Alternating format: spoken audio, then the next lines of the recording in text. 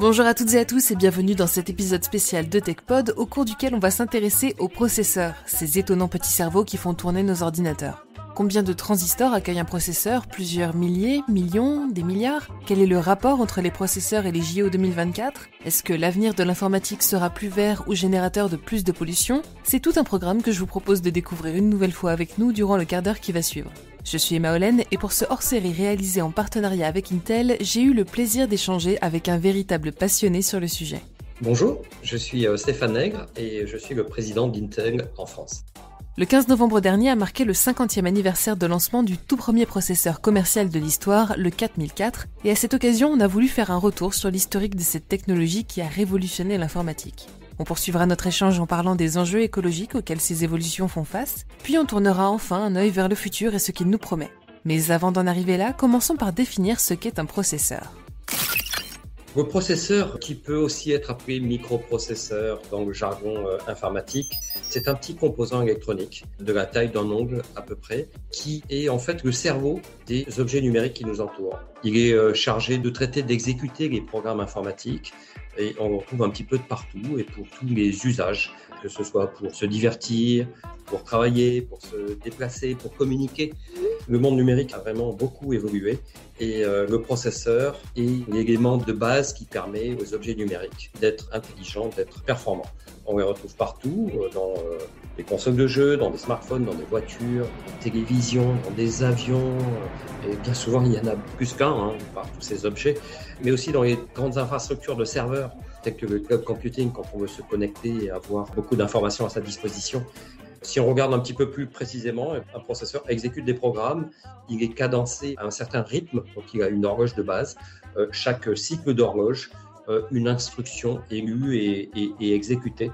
Et donc on commence à voir que plus un processeur est rapide, plus il sera performant, par exemple. Certains utilisateurs, gamers en tête, sont d'ailleurs devenus experts dans l'overclocking, une pratique consistant à pousser le processeur aux limites de ses capacités pour en tirer le maximum de performance.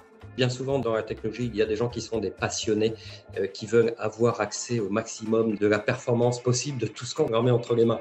L'overclocking pour un processeur, c'est le fait de pouvoir le faire fonctionner à sa limite fonctionnelle de vitesse. Je vous ai dit qu'à chaque cycle d'horloge, le processeur lit des instructions, il les exécute ou il échange des données. On essaie de le faire fonctionner le plus rapidement possible. Aujourd'hui, on fait communément fonctionner des processeurs à plus de 5 GHz en mode overclocking, là où les fréquences commerciales sont plutôt entre 3 et 4, et c'est déjà bien parmi les processeurs les plus performants. Quand on overclock un processeur, on les chauffe beaucoup. Donc les gens qui sont passionnés aussi investissent beaucoup dans des systèmes de refroidissement pour que le processeur puisse fonctionner le plus rapidement possible, tout en permettant de dissiper la température qui est générée par ces vitesses.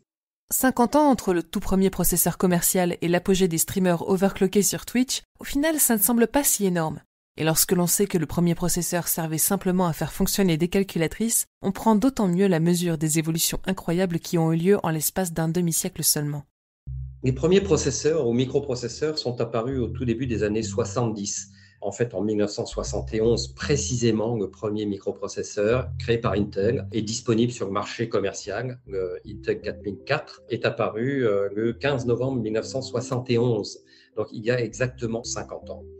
Initialement, la demande d'un fabricant de calculatrices japonais vers Intel était de fournir un ensemble d'une douzaine de composants, chaque composant étant très spécifique. Donc, il aurait fallu développer 12 composants différents.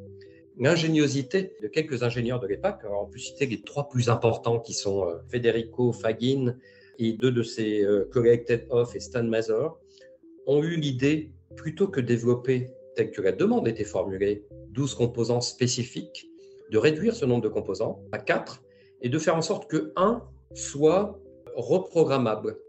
Une fois qu'on a la base matérielle, il est temps de passer aux applications. Les ingénieurs n'avaient pas conscience de son potentiel complet. Ils n'avaient certainement pas conscience de tous les usages que nous pourrions avoir ou obtenir de la part d'un microprocesseur. Ce qui est intéressant, c'est que l'informatique s'est développée par 2 types de techniciens. Les ingénieurs qui ont développé le processeur et après les développeurs qui transforment la fonctionnalité des processeurs en des usages. Par exemple, quand vous avez un smartphone dans votre poche aujourd'hui, vous ne vous posez pas tellement la question des usages. Ils sont multiples. on téléphonait, parce que ça, c'était la base. Mais c'est aussi un appareil photo, il prend des vidéos de très haute qualité, il lit de la musique. Ça peut être des systèmes de navigation extrêmement performants pour anticiper les bouchons, vous guider. Enfin, il y a beaucoup d'usages parce que le processeur embarqué étant tellement puissant. Donc les développeurs ont inventé des usages, transforment cette puissance en usage. Le 4004 a été pensé comme ça, c'est-à-dire qu'il a eu un potentiel de pouvoir, par génération successive, devenir de plus en plus performant, de plus en plus complexe, de pouvoir être produit en de plus en plus de volume, d'être de moins en moins coûteux. Donc c'est ce qui a vraiment ouvert la voie de l'informatique moderne ou du monde numérique que nous voyons aujourd'hui. Et en effet, depuis la date du 15 novembre 1971, les processeurs ont évolué de manière exponentielle. Les composants se sont miniaturisés tandis que la performance allait croissant suivant une tendance que l'on a baptisée la loi de Moore. Alors, il y a eu énormément de chemin qui a été fait depuis la création du premier processeur il y a 50 ans. Gordon Moore, qui était un des pionniers de l'informatique que nous connaissons et un des fondateurs d'Intel, avait dit au milieu des années 60 qu'à peu près tous les 18 mois, tous les 2 ans, on pourrait fabriquer des composants 2 fois plus performants, 2 fois moins coûteux, 2 fois plus rapides.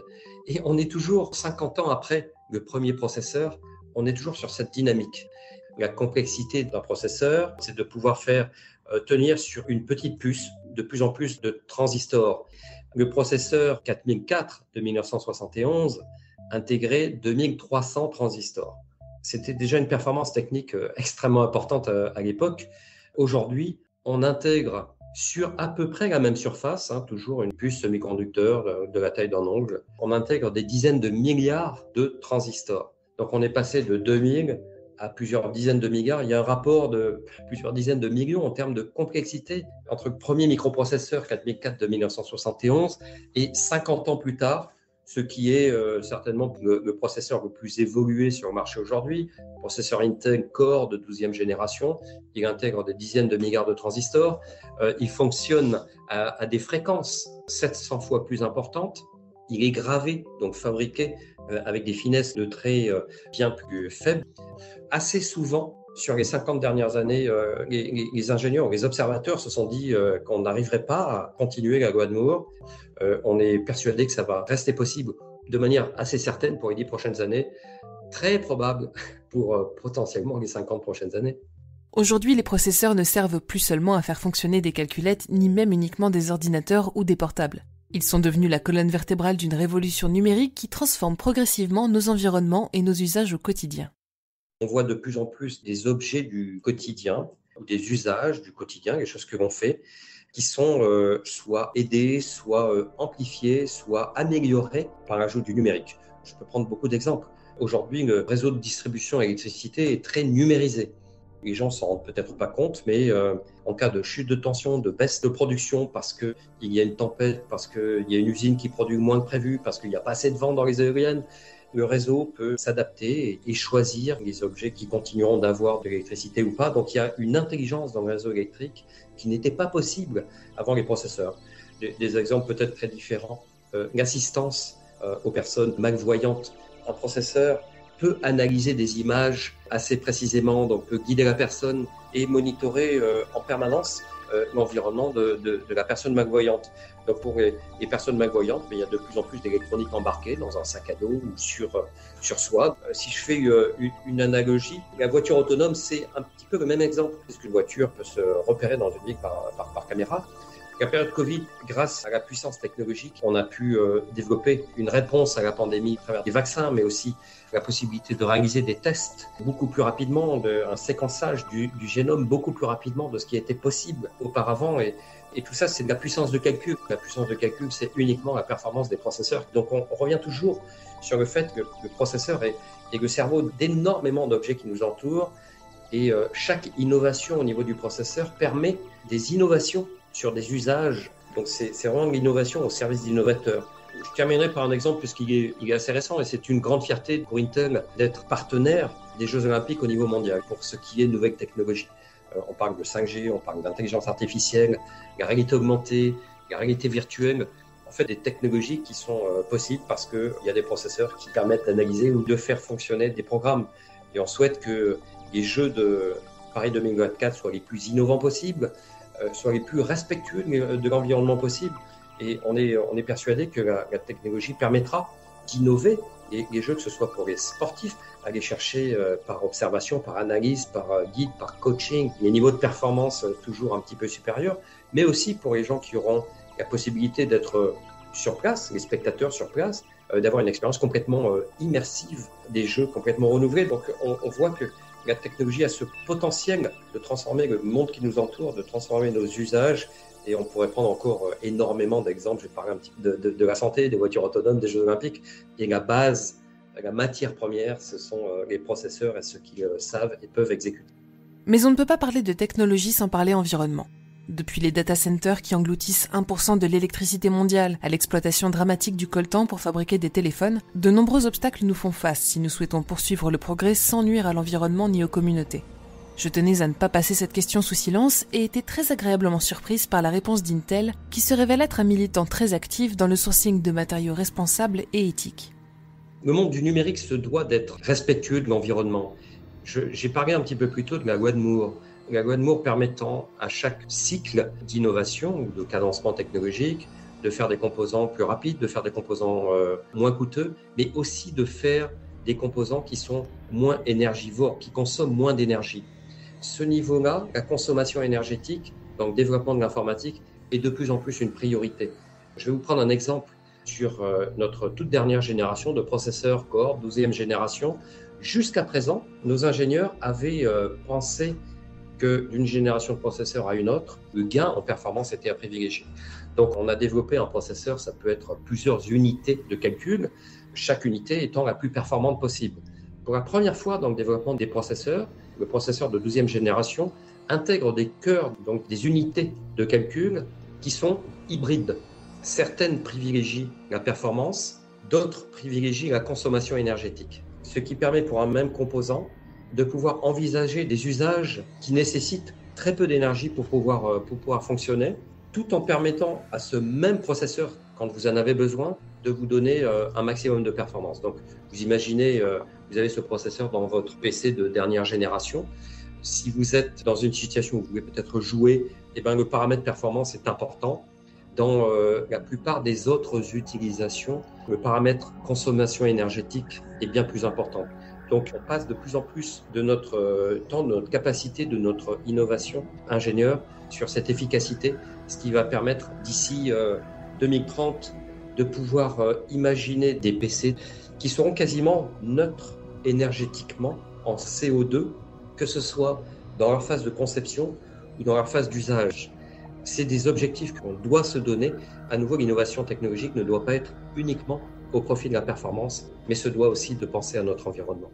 Intel, depuis des années, a été très précurseur sur le sourcing des terres rares, pas uniquement pour diminuer l'impact et s'assurer que notre utilisation des terres rares soit la plus respectueuse possible de l'environnement, mais aussi respectueuse des gens. On a une politique depuis de nombreuses années et on était le seul pendant bien longtemps.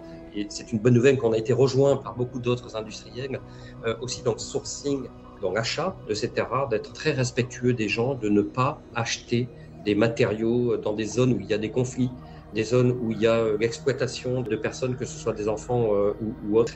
C'est quelque chose qui est très important pour Intel. Nous continuons des efforts dans ce sens pour l'environnement et pour les personnes.